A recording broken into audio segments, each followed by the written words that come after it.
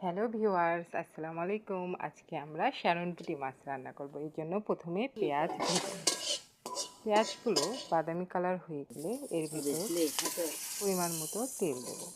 তেল দিয়ে আরও একটু গাঢ় বাদামি রং করে নেব। যখন বাদামি রং হয়ে যাবে তখন অন্যান্য উপকরণ যেমন লবণ, হলুদ, আদা বাটা, রসুন বাটা, জিরা বাটা সব একসাথে মিক্স করে পরিমাণ মতো পানি দিয়ে সেটা ঢেলে গরম করে নেব। এরপর যখন ভালোভাবে কষানো হয়ে যাবে তখন তার ভিতর মাছগুলো ঢেলে দেব। মাছগুলো আগেই সুন্দরভাবে পরিষ্কার করে রাখা হয়েছিল। এরপর মাছগুলো মশলার সাথে ভালোভাবে নেড়ে নিয়ে কুচিয়ে নেব।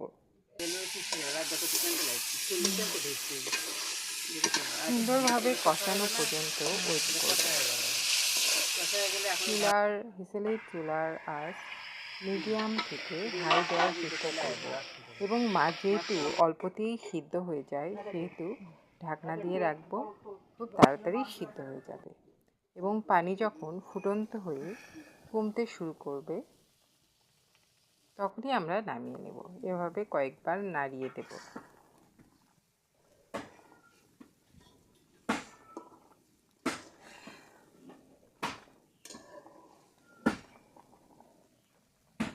কয়েকবার নাড়ানো হলে যখন রান্নাটা হয়ে যাবে তখন লবণগুলো চেক করে নেব। সেই সাথে মাছগুলো আমি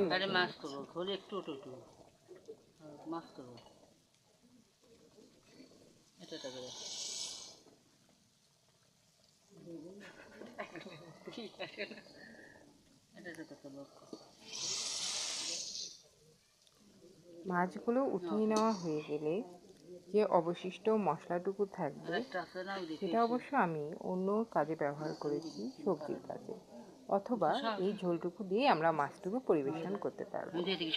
তো ধন্যবাদ ভিউয়ার্স আমার ভিডিওটি দেখার জন্য।